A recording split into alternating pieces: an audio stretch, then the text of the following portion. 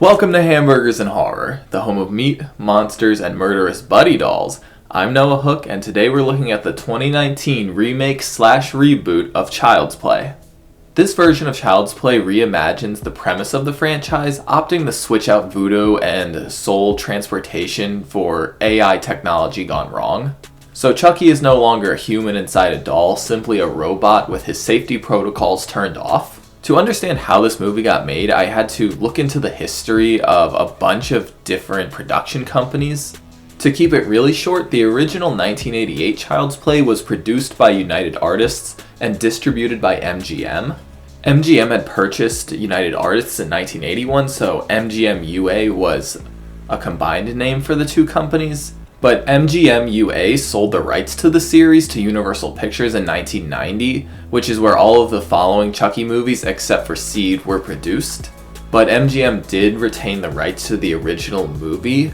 Now under the name United Artists releasing, a subsidiary of MGM, they were able to reboot the original. At first they asked Mancini and Kirshner if they wanted to be executive producers, which they didn't. They had kept Chucky alive for 30 years, and they had no interest in working on a reboot with some company that dropped them back in the 80s, not to mention that they wouldn't have any creative say in the movie. This obviously didn't stop the reboot from being made, but it did make it a bit more tricky for the producers. While MGM was allowed to reuse the title and names of characters, they were allowed very little resemblance to the original film. So things like certain character deaths couldn't be outright replicated, for example. With all of this in mind, they brought on Lars Klevberg to direct. Klevberg is a pretty new Norwegian director, having only one other feature film, 2019's Polaroid, which I haven't seen but doesn't look too good. Tyler Burton Smith was brought on to write the script, who had only written video games and shorts up to this point. And the collaborative producers behind the It remakes, David Katzenberg and Seth Graham Smith, were brought on to produce. By 2018, the cast was announced, including Gabriel Bateman from Annabelle, Brian Tyree Henry from Atlanta, and of course Aubrey Plaza from Parks and Rec. And in early 2019, Mark fucking Hamill announced he would be voicing the killer Robo doll. So while the creative team was pretty new and untested, there was a ton of star power behind this movie. The reboot was made for $10 million, and a lot of creative marketing really got the hype up, and Child's Play grossed $45 million, making it the second highest grossing Child's Play movie right behind Bride of Chucky. The film was met with decent reception with a 63 and 57 on Rotten Tomatoes. The performances by the leading cast are generally well regarded, but the rest of the film didn't match up for some people. Some found it full of cliches, and some, like me, found it rather soulless. I'm going to be really honest with you guys before I jump into the review. I don't like this movie. I don't like the context in which it was made. I feel like it's just another example of original ideas being pinned down by huge corporations simply for profit. But for the review, I am taking my mind away from all that exterior bullshit, and I'm just looking at the film itself and what the creative team behind it was able to create. With all of that said, why don't we jump into the review? Better take your table saws off the Wi-Fi for this one, folks, because we're looking at Child's Play. The movie opens with a commercial from Kazlan, a corporation unveiling their latest product, the Buddy doll. Buddy is able to connect to other Kazlan products and smart home devices, as we see the other products Kazlan has used to dominate basically every industry. Buddy is designed to learn so that it can learn how to help you best and truly be your best friend, and Buddy has built-in safeguards to prevent the doll from murdering you. Right. We jump to the Kazlan factory in Vietnam, where a daydreaming employee is slapped and fired on the spot. The disgruntled former employee is told to finish this doll and leave, and he sure does, removing every safety protocol within the hard drive of the Buddy. He sends the Buddy on his way to America and offs himself on what I can only hope was his supervisor's car. Now we jump to Zedmart, where Karen Barkley is dealing with a customer who is really pissed the doll is a redhead. He thought he was getting a blonde Buddy too, but that hasn't dropped yet. Karen arrives home, where the creepy electrician named Gabe says hi. Looks like Andy hasn't finished unpacking, as he's spending too much time on that darn cellular device. And we also learn he has a hearing aid. She confiscates his phone and suggests he go hang out with some random kids outside. And he does? Oh, no, he doesn't. The next day, a customer is returning a Buddy doll because its eyes were glowing red and it was acting kind of strange. Andy's birthday is coming up, so Karen blackmails her cheating coworker into letting her keep the doll. Andy gets home and walks in on Karen and her boyfriend Shane and opts to play video games in the hallway. Detective Mike Norris has noticed Andy in the hallway a lot and makes an awkward introduction to both him and Karen. He doesn't live in the building but likes to visit his mom Doreen, who lives down the hall. She asks Andy why he isn't out with friends and lures him back in with a surprise. He opens up the present with disappointment as the buddy is old news now and totally for little kids. But Karen convinces him it could be fun and he plugs the buddy into his phone. The doll connects to the network and it scans Andy in as its best buddy. Andy tries to name the doll Han Solo, but it glitches and names itself Chucky. He tries to connect Chucky to the cloud and other Kazlan products, but the doll glitches again and is seemingly unable to do so. Karen feels bad, but Andy tells her he likes it. He introduces Chucky to Mickey Rooney the cat. Guess Andy is a fan of silent films. Chucky repeats that the cat is a total dick, much to Andy's surprise. He also shows Chucky his sketchbook, and we catch a glimpse of absent Dad. Chucky sings the buddy song before bed, and Andy wakes up in the night to find Chucky isn't much for sleeping. The next day, Chucky learns lots of new skills from Andy, whether Andy realizes it or not. He tries to help Andy get ready for school, but hasn't quite gotten the hang of it yet. He returns home where Chucky has a sick gift for him, and Shane shushes him. Andy and Chucky go outside where he complains about Shane and says everyone ends up leaving him and his mom anyway. Chucky promises he'll never leave and Andy gives him a hug. Now Andy and Chucky are homies and Andy teaches him how to board game.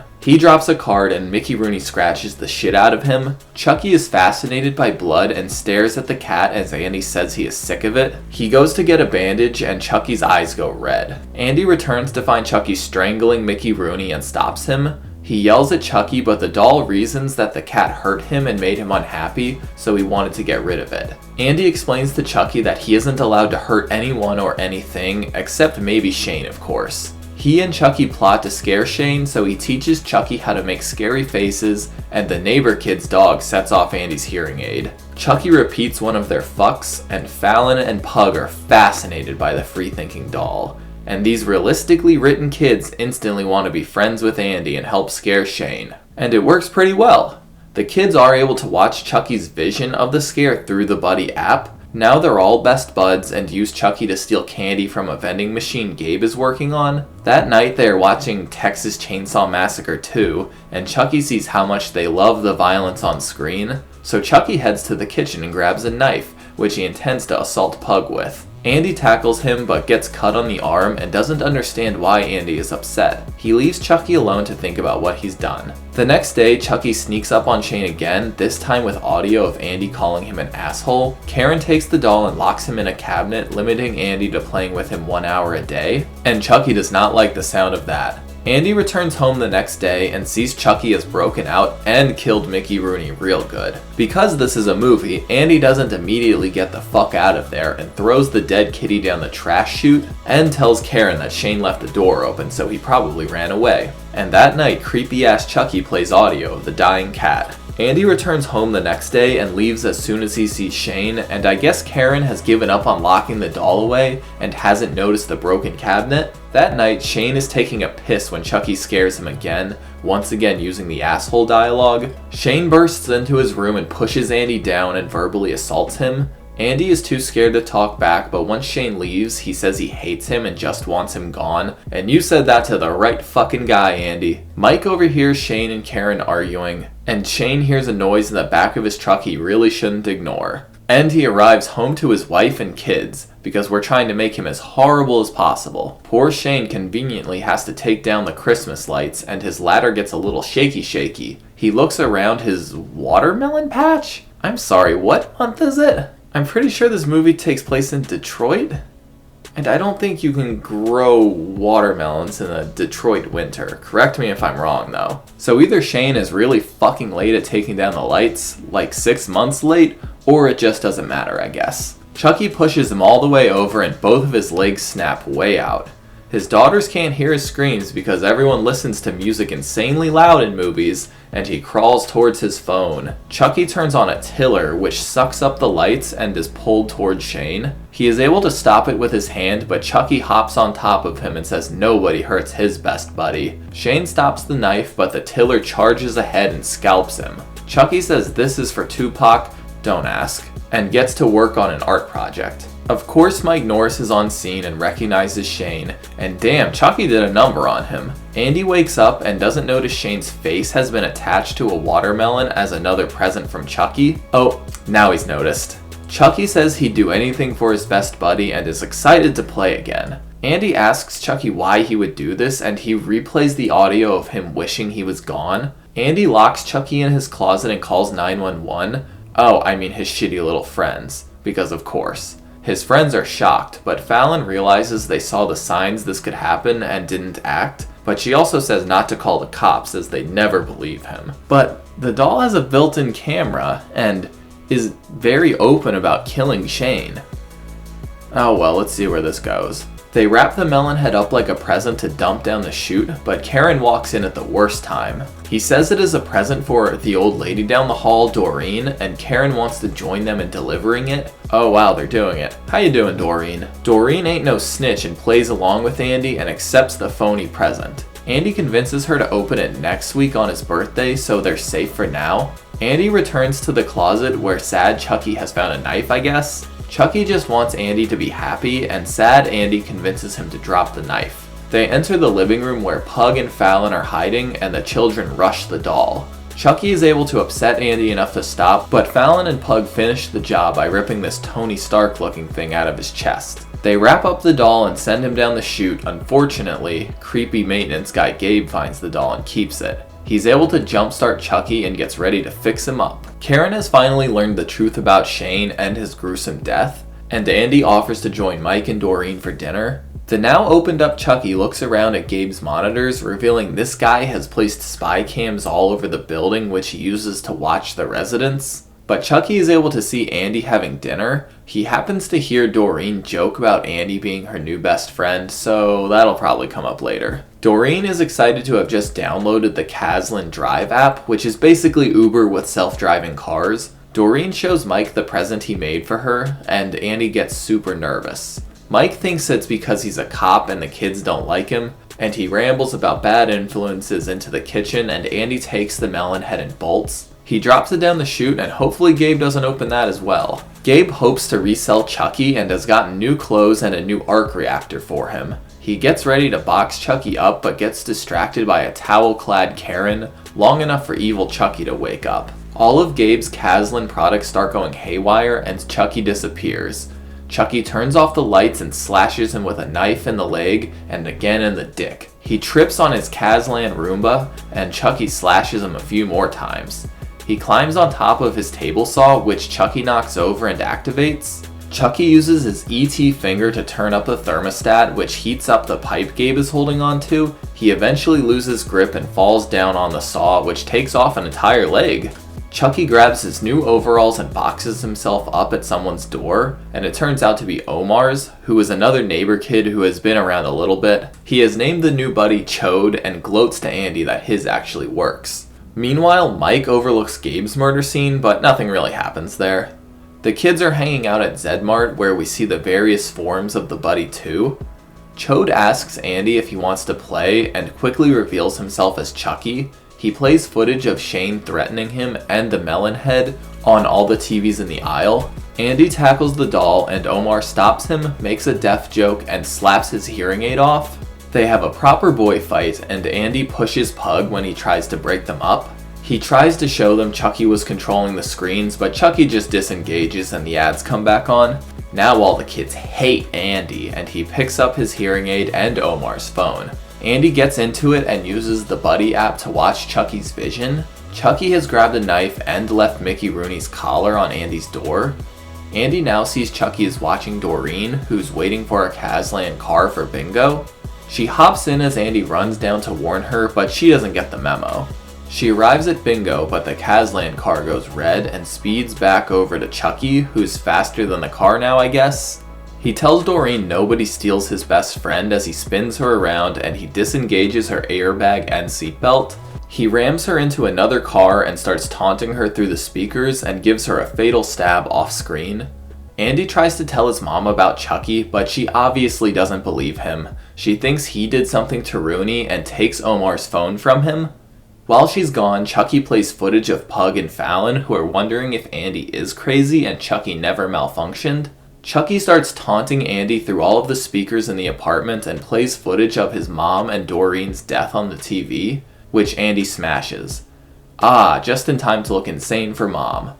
Meanwhile, Mike is looking over his dead mom with vengeance in his eyes. Karen has brought Andy to Zedmart as she has to work the release of the Buddy 2 and doesn't want him alone.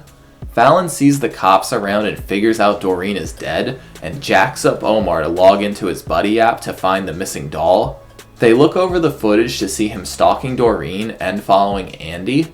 Meanwhile, Mike learns they found Shane's face in a junkyard and recognizes the wrapping paper. It's 3 minutes till the Buddy 2 drops and Chucky has arrived. Andy notices a Buddy Bear acting a little sus and the 3 other kids arrive with an assortment of weapons to warn him. They run to find Karen, but Andy is tackled by Mike, convinced he is the murderer. The crowd is unleashed, Karen finds Mike with Andy, and Chucky stabs the employee with the Buddy head right in the neck. The crowd loves him until he starts spurting blood on little girls. That's not cool. Mike handcuffs Andy to something and checks on the stabbed guy, and Chucky cuts the lights. Everyone's Buddy apps activate, and distorted footage of the Kazlan CEO plays on the monitors. Chucky activates some Kazlan drones with ridiculously sharp blades, and only the important characters seem to notice. Karen knocks Mike out of the way and the drone finishes off the neck guy. Panic ensues and Chucky locks the doors. Chucky talks to Andy through his hearing aid, again promising to never leave him. A drone chases Pug and Mike stops it, but it fucks him up pretty good in the process. Now some Buddy Bears are active and mauling people? I'm sorry, do they have claws and teeth? The doors are now completely down and a Buddy Bear stalks Andy, but badass Fallon rolls up and takes out the bear with a tree trimmer and some sort of cleaver. They get a bay door open, but Chucky reveals to Andy he has captured his mom. His friends try to convince him to leave her, but he kicks the door closed to keep them safe as he goes after her. He wanders the huge back of the store and follows a Kazlan police car toy right to his bound and gagged mom. Chucky plays audio of Karen calling him a bit different, and he tells Andy she isn't really his friend. Andy backs right up into Chucky and gets knocked out. When he comes to, Chucky is in the process of hanging Karen with a forklift, and wondering if he needs to cut Andy open to fix him too. Andy is able to distract Chucky with the Buddy song and smacks him with the cop car. Karen is straight up being hung now, but Andy starts cutting the rope with the tree trimmer. Before he can finish, Chucky jumps up and tackles him. Andy grabs onto the rope and uses Chucky's knife to finish cutting it. They all fall down and Andy grabs the knife and drives it into Chucky's chest, causing him to glitch and eventually shut down. Psych! Oh look, Mike is still alive. Karen has freed herself and rips Chucky's head clean off. They hug and Chucky's severed head shuts down for good. Karen and Mike head to the hospital and the eternally unattended children make sure Chucky is dead for good. We cut to a Kazlan announcement in which they take no responsibility for what happened with Chucky, but are recalling the Buddy 2s just to look them over. The movie ends showing us that Chucky has switched his AI memory into a different doll, ensuring a sequel. And that's Child's Play. It's a fine film. It's not my favorite, but I don't hate it. On the good side of things, I think it utilizes technology well. Chucky uses a wide variety of tools against Andy and others. The most successful use is definitely all the psychological warfare. Talking to Andy through his hearing aid, playing footage on screens, and just randomly playing the death cries of poor Mickey Rooney.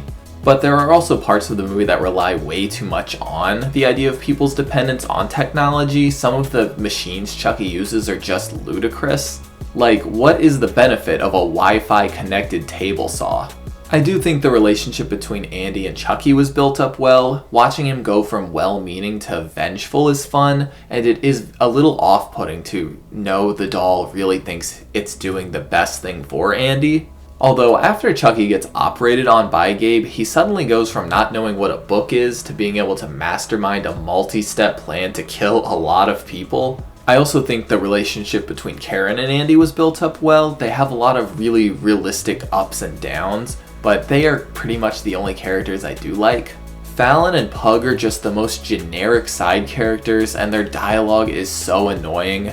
They talk the same way a lot of kids do in movies these days, with an over-the-top amount of snark and sarcasm, and it just sounds so scripted. I've compared a couple movies on the channel to Stranger Things, and I found another reason to do it here. Stranger Things found a way to create an ensemble cast of kids that are smart, funny, and vulgar, and it just worked perfectly. And since then, a ton of movies and TV have tried to capture that same magic with varying degrees of success. This Child's Play is not one of those successes. These kids suck. I'm over these predominantly kid-filled casts, one because they're written like it's a comedy movie, and two because I know these movies don't have the balls to kill them. Aside from the final massacre, the only people who die in this movie are two horribly disgusting men and one other side character who's a joke in the entire film. Even the massacre had very little impact by the end. Nobody important died. But Shane and Gabe are further examples of the over-the-top characters. It's not like people like them don't exist, but the fact Shane is a cheating husband and Gabe is some deranged peeping Tom is just an unnecessary add-in just to make us feel less bad about their deaths, I guess. I like to feel some sort of emotion when people die in a horror movie, and at those points I wasn't sure if I was supposed to be rooting for Chucky or not. It was just a lot of mixed messaging there. Oh, and Mike Norris just feels like a run-the-clock kind of a character, like, oh, we need to pad the timing a bit, let's add more Mike. He was just so inconsequential to the plot. Mark Hamill does a great job voicing Chucky with a very odd, often off-putting way of pronouncing words and pausing to seem just a little bit inhuman. I'm glad the creators still mostly went with animatronics. I'd say they're not as good as all of the other Chucky animatronics, but they weren't far behind. Chucky looks a little clunky at times, but that might even be a bit purposeful. We're supposed to be viewing him as a doll, not a human in doll form or an advanced animatronic. I could go without the CGI, but it isn't overly used, and I know animatronics are hard to work with, so I get it.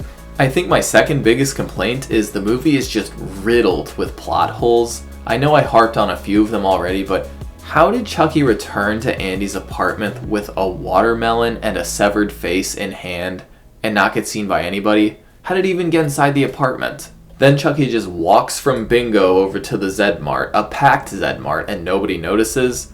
I made the same kind of complaint with the first two Child's Play, so it's not like I'm just attacking the reboot with this, but I do think this one is the worst at just skipping over Chucky until he's at some new faraway location. And ultimately, my biggest complaint for the movie is it just didn't need to be a Child's Play film. All it has in common with the original is the names of characters and that there's a doll named Chucky.